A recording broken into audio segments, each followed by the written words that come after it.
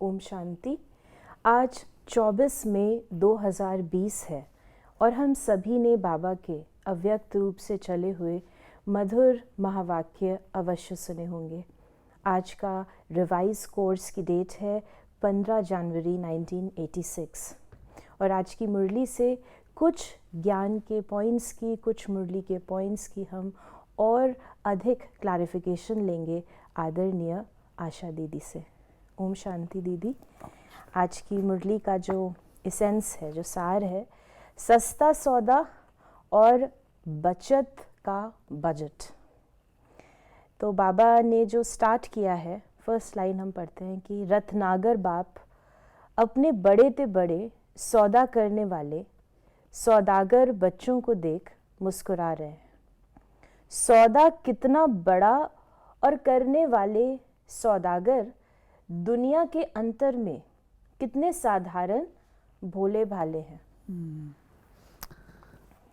बाबा हम बच्चों को भिन्न भिन्न रीति से एड्रेस भी करते हैं और भिन्न भिन्न रीति से जो मूल बातें हैं उनको स्पष्ट भी करते हैं। तो बाबा आज बच्चों को सौदागर के रूप से देख रहे हैं। शिव बाबा स्वयं रत्नागर सौदागर है, लेकिन बच्चों की उस खुशकिस्मती को देख रहे हैं जिन्होंने शिव बाबा को पहचाना और उनसे सच्चा सौदा करने को तैयार हुए।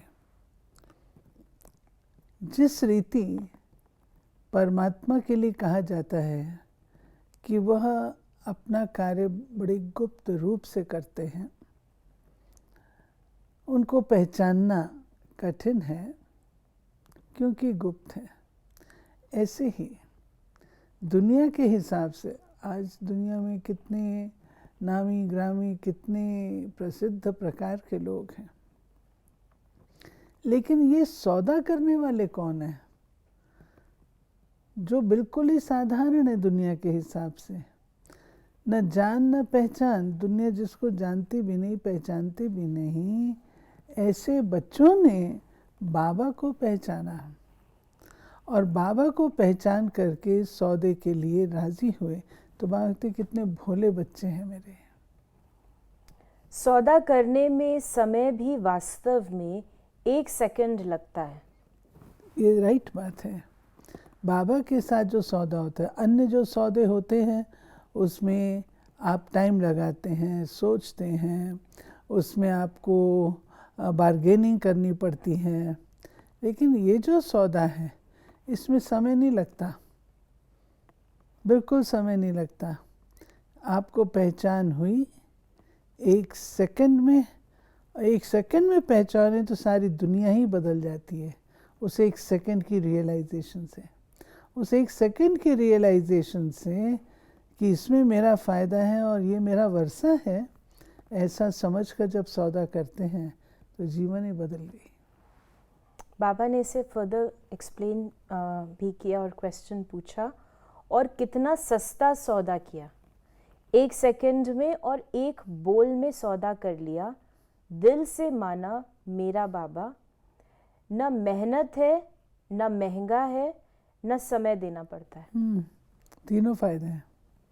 कोई मेहनत भी नहीं करनी पड़ी, महंगा भी नहीं है और समय भी नहीं लगा।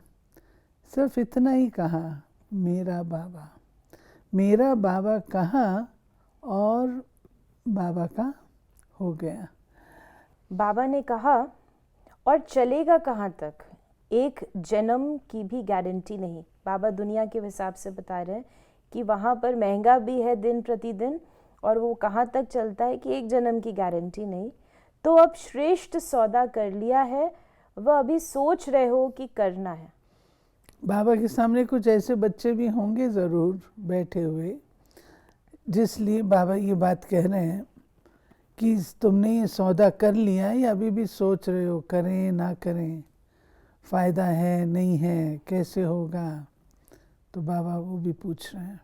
बाबा ने कहा कि जो दुनिया में नामी ग्रामी लोग हैं उनकी विशेष डायरेक्टरी बनती है, लेकिन बाप की डायरेक्टरी में किन्हों के नाम है।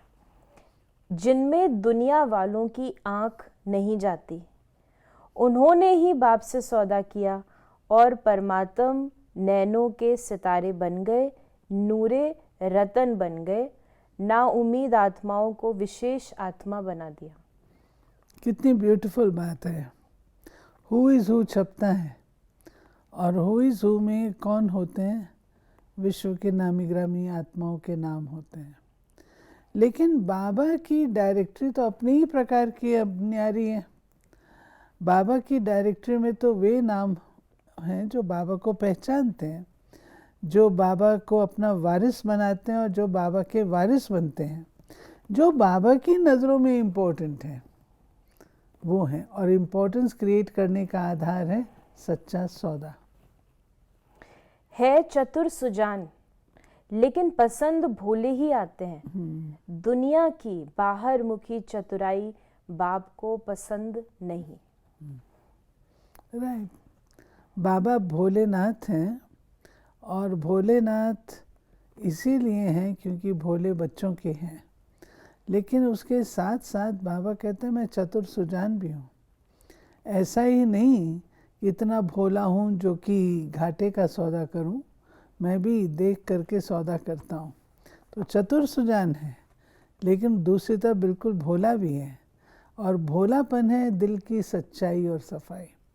जितना व्यक्ति दिल का साफ होता है, जितना इनोसेंट होता है, उतना ही भगवान को वो प्यारा लगता है। क्योंकि उसके अंदर में और कुछ नहीं बसता, छल नहीं, फरेब नहीं, किसी के साथ राउंड अबाउट करना, ये करो वो नहीं, सीधा सिपाही होता है।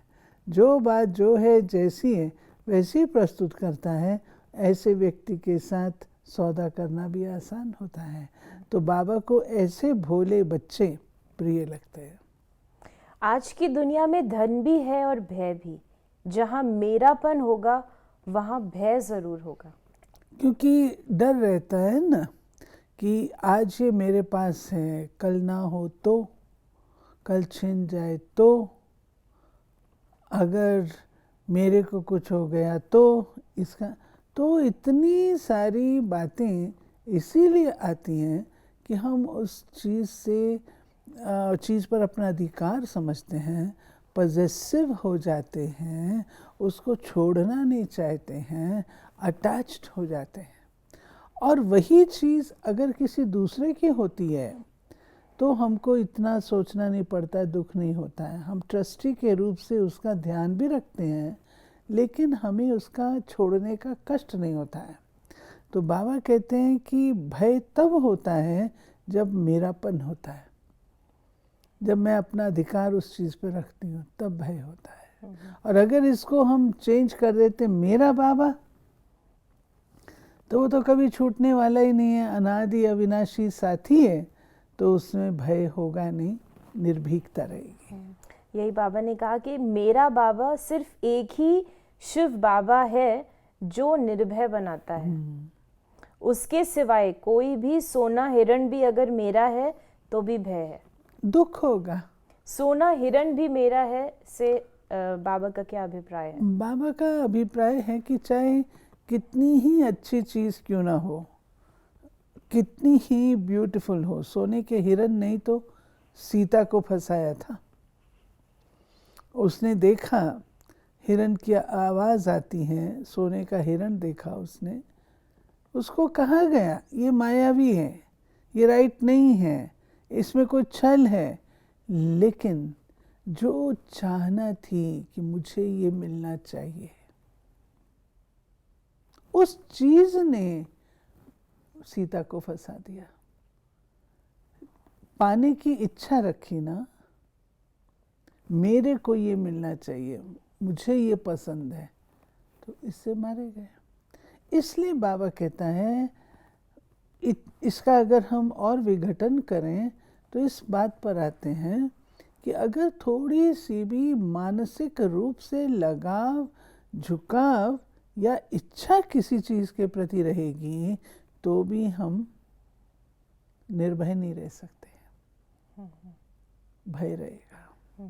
यानी सूक्ष्म जो हम जैसे कहते हैं कोई वस्तु की नहीं, लेकिन सूक्ष्म रीति से लगाव झुकाव या मान सम्मान किसी भी तरीके की इच्छा है तो उसमें भी हमारा भय अवश्य रहेगा।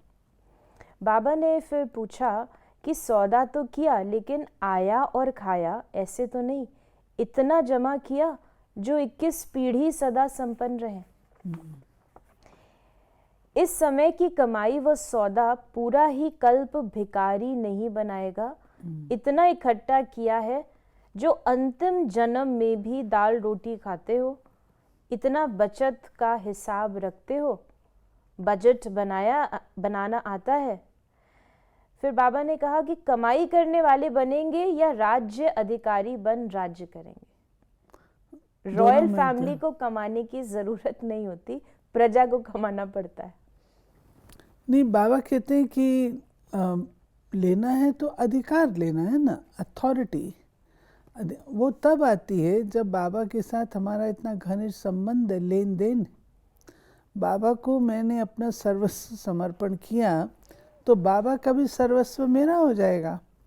लेकिन एक बात और जो बोलते बोलते आ रही है कि मैं बाबा को समर्पण करती हूँ इस इच्छा से नहीं कि मुझे ये मिलेगा, ये भी इच्छा नहीं रहती है, वो नेचुरल ऑटोमेटिक हो जाता है।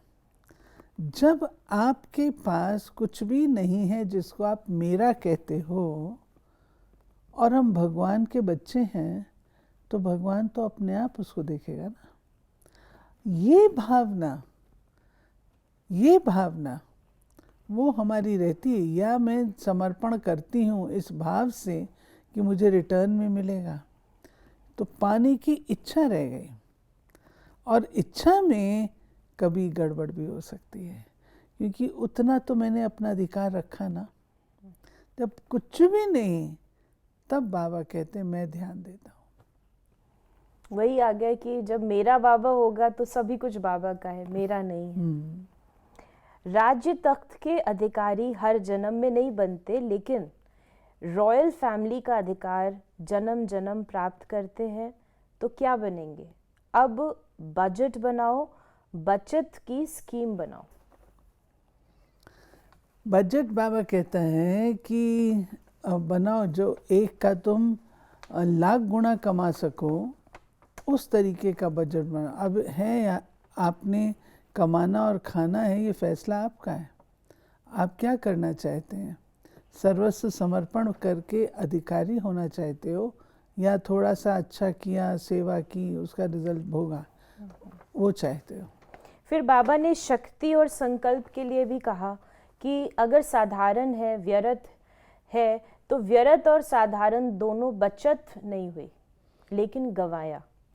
इसलिए सारे दिन का चार्ट बनाओ।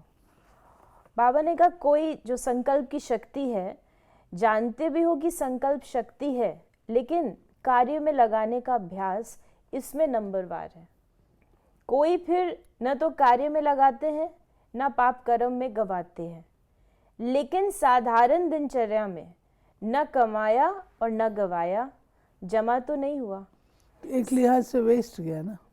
तो साधारण दिनचर्या क्या है? जैसे बाबा ने कहा कि नेगेटिव तो हमें समझ में आता है, व्यर्थ समझ में आता है, तो साधारण दिनचर्या अगर बाबा के बच्चों की तो ब्राह्मण दिनचर्या है, वो दिनचर्या कैसे साधारण बन जाती है जब हमारा कुछ जमा नहीं हो रहा? देखिए, एक होता है आत्मा का ज्ञान, और आत्मा के ज्ञान से जो रूहानियत निकलती है, रूहानियत से अपनी सारी दिनचर्या को चलाना। और एक होता है नियम अनुसार ऑर्डिनरी रूप से अपनी दिनचर्या को चलाना। बाबा ने मुझ आत्मा को ये ज्ञान दिया है कि तुम मालिक हो, तो क्या मैं मालिक होकर के अपनी सर्व कर्मेंद्रियों के द्वारा सारा दिन कर्म करती हूँ? तुमको मैंने संकल्प शक्ति दी है, वाणी की दी है, कर्म की दी है। उन शक्तियों का उपयोग मैं रूहानियत से करती हूँ, या मैं साधारण रूप से बोलना है, बैठना है, खाना है, पीना है, जैसे एक मैकेनिकली कोई काम होता है, उस तरीके से कर रही हूँ? मैकेनिकली किया, मैंने कोई पाप नहीं किया, मैंने कोई पाप नहीं किया, परंतु मैंने कमाया भी तो नहीं ना। जो मुझे प्राप्ति होनी चाहिए, जो मुझे शक्ति मिलनी चाहिए, जो एंड ऑफ द डे मुझे महसूस हो कि आज मैंने कुछ किया, वो तो नहीं होगा ना। वो तब होगा जब मैं अपने आप को उस आत्मा के ज्ञान के आधार से सारा दिन चलाती हूँ। व्यवहार में भी वैसे आऊँ, बातचीत में वैसे आऊँ, हर चीज़ में मालिक बन करके कार्य करूँ, तब वो बात आई। फिर बाबा ने कहा कि सिर्फ ये नहीं चेक करो कि यथाशक्ति सेवा भी की, पढ़ाई भी की, किसको दुख नहीं दिया, कोई उल्टा काम नहीं किया, लेकिन दुख नहीं दिया तो सुख दिया। बाबा कहते बाप दादा सदा डायरेक्शन देते हैं कि मैंपन का, मेरेपन का त्याग ही सच्ची सेवा है। ऐसी सेवा की ये बात है कि आम तौर पर इसमें साधारण और उसका अंतर बहुत अच्छा स्पष्ट हो जाता है कि एक है, मैंने अपनी सारी दिनचर्या को नॉर्मल रीत से चलाया, मैंने किसी को दुख नहीं दिया, किसके साथ कोई ऐसा नहीं बोला, बाबा ने कहा पढ़ाई भी की, सब कुछ किया। परंतु बाबा ने कहा ठीक है तुमने दुख नहीं दिया, लेकिन तुम तो आत्मा हो, आत्मा को ज्ञान है ना, तो क्या तुमने किसी को सुख दिया? जो तुम्हें टाइम अवेलेबल था, जो तुम्हें सारा दिन अपॉर्चुनिटीज़ अवेलेबल थी, उसको तुमने कैसे उपयोग में लाया? सुख देने का काम किया, सेवा की, लेकिन सेवा किस भाव से की? वो बाबा ने कहा कि सिर्फ ऐसे ही ऑर्डिनरी रूप से कर दी या उसमें कुछ रूहानियत भर करके की। तो बाबा ने जो कहा कि मैंपन और मेरेपन का त्याग ही सच्ची सेवा है, ऐसी सेवा की, उल्टा बोल नहीं बोला, लेकिन ऐसा बोल बोला जो किसी ना उम्मीद को उम्मीदवार बना दिया, हिम्मतहीन को हिम्मतवान बना दिया, खुशी के उमंग उत्साह में किसी को ले आया। ये जमा करना, बचत करना है। हर शक्ति को कार्य में कैसे लगाएं, ये प्लान बनाओ। ईश्वरीय बजट ऐसा बनाओ जो विश्व की हर आत्मा कुछ न कुछ प्राप्त करके ही आपके गुणगान करे। सभी को कुछ न कुछ देना ही है, चाहे मुक्ति दो, चाहे जीवन मुक्ति दो। ये बाबा कहता है आप हो दाता के बच्चे, तो दाता के बच्चे आपके सामने जो आए उसको कुछ ना कुछ आपको देना है, नहीं तो आप दाता के बच्चे कैसे कहलाओगे? सिर्फ टाइटल तो नहीं है ना, कार्य भी तो करना है ना। तो सामने आपके कोई आए तो वो आत्मा को मुक्ति देनी है, जीवन मुक्ति देनी है, प्यार देना है, शक्ति देनी है, क्या देना है, बाबा कहते उस चीज़ को भी चेक करो। तो बाबा ने इसी को आगे और कहा कि आप क्या बजट बनाते हो, सभी को अनेक जन्मों तक मुक्ति और जीवन मुक्ति देवें, भिखारीपन से, दुख अशांति से मुक्त करें, तो स्वयं के प्रति और विश्व के प्रति ईश्वरीय बजट बनाओ।